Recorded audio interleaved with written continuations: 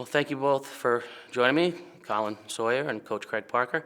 I wanted to talk to you a little bit because this has been a year of milestones in the New London High School program, both on a team level and on an individual level. Coach, 1,000th win in school history, and you received an individual mark, and Colin, you scored your 1,000th point. 1,000 points means a lot to a lot of people. It's a benchmark. Let's start there.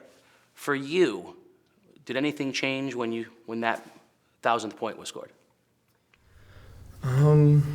It felt good because it felt like you accomplished something, but I don't think it changed me that much.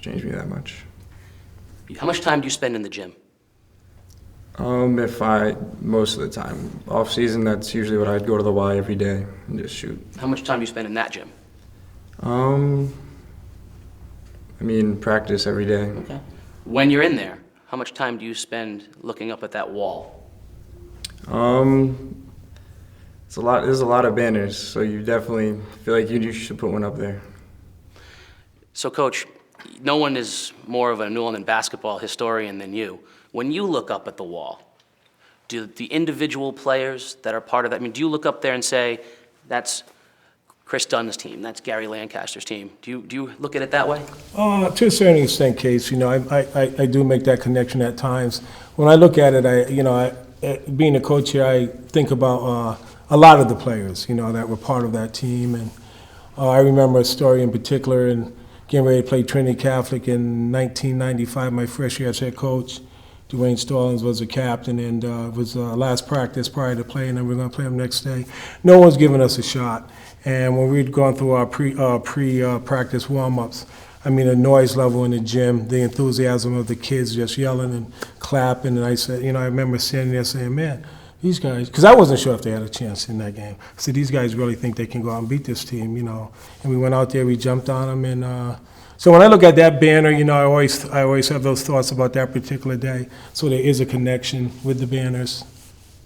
And I was one of the people that I was at that game, and I remember the exact same feeling and you mentioned Dwayne Stallings, who it never occurred to Dwayne that you wouldn't win that game. When you look up at the banners, do you have an idea of the players that came before you that were parts of those teams? I really don't, because I mostly grew up in Stonington. So. And that's a good answer for you, because from a New London perspective this year, I think you became a Whaler this year. Even though you had been there prior, I think this year the community of basketball in New London has embraced you and said, Colin Sawyer is now a Whaler. Part of it was the 1,000 points. Part of it is being the leading scorer on an undefeated state champion caliber team. But I think that you became a Whaler from my perspective, the final play of the Ledger game. Take you back to that. What was the design in that last play of the Ledger game? It was basically to just let me get the ball and get up a good shot somehow. I remember I called for a screen from Major, and I blew by my man, and then they just collapsed on me and left CJ wide open. So I hit him. So the idea was for you to shoot it, but you saw a wide open teammate and you passed it instead. I figured that was a higher percentage shot. Pretty high percentage what shot. I remember about the play is it wasn't quite what we had designed during the timeout or told him to run, because I remember right before CJ was going to inbound the ball, I thought Colin was going to be on opposite block from the ball, and Colin, if I remember correctly, was like sort of way out in the corner. I remember thinking, what is he doing way out there? But as it turned out, he came all the way up, and he made a great play to come to half court. CJ, I thought, made a good, intelligent basketball play by leaving Colin and going all the way around to the opposite side, positioning himself under the basket, and consequently, the result occurred. So do you feel like a Whaler? Yeah, definitely. So let me ask you, you're the leading scorer on an undefeated, highly ranked team. You're about to enter the semifinals of the ECC tournament. We all know that New London plays for state tournament games, state championships. So you're now a Whaler, and you're that guy. So somebody who doesn't know local basketball is going to look, and they're going to say, well, this is Colin Sawyer's team. He's the 1,000-point scorer. He's the leading scorer on this undefeated team. He's the man. Is that something you're comfortable having people think about you? I'm definitely comfortable with that, because I've been face guarded and denied the ball all season, and if all they do is worry about me, they're going to underestimate the rest of the team, and that'll leave other people open. Do you think that someday we can see a banner on the wall and have people look up and say, "Oh, that was Colin Sawyer's team"? Yeah, it's definitely a possibility for this year's team. You know how it is, Case. It takes a lot of luck. It takes just a lot of intangibles to win a state championship. But yeah, it's definitely within our grasp to be able to accomplish that. So when you look up there, and I'll tell you some of the names that I think of. I see Gary Lancaster, and I see Tyson Wheeler, and I see Chris Dunn, and I see Alan Cheney, and I see Kareem Brown, and I see Dwayne Stallings. And I look up at those banners, and I see those players, and each of them, whether it was to themselves or to the community, would have said, "This is my team." Now, I know Seth Lake has an important role in this team, and C.J. Parker is, we keep calling him the glue guy, but he means so much to this team, and, so does Nabate, and so does Major. But are you comfortable with the idea that this is your team? Yeah. So who gets the ball in the last play of the ECC championship game? Then I'd say me.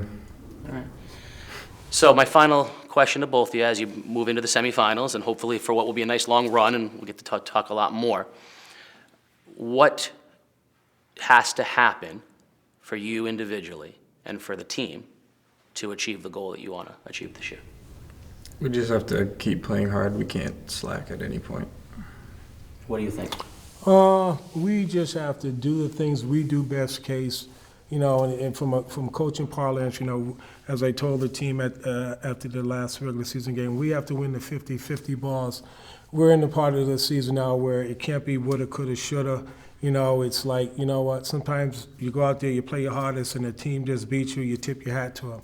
We don't want to walk in the locker room if we happen to suffer a loss in the state tournament and say, we didn't leave it all on the court, we didn't play our hardest. As long as we can feel comfortable if we do happen to lose, but we gave our hardest and we just beat on the court, then we can live with that. And, this is a great bunch of guys that I'm coaching here this year, and I'm certainly going to try do my end of the bargain to try to see these kids through to a state championship game, win or lose. So what qualities does Colin have that those kids that won those banners had?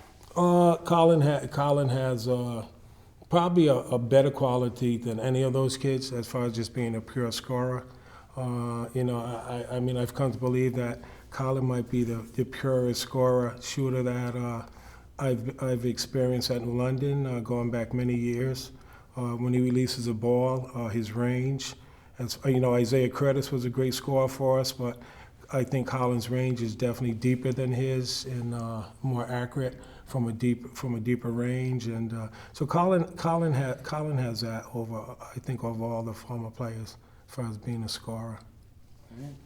Let's let you guys get to practice. That's where you belong.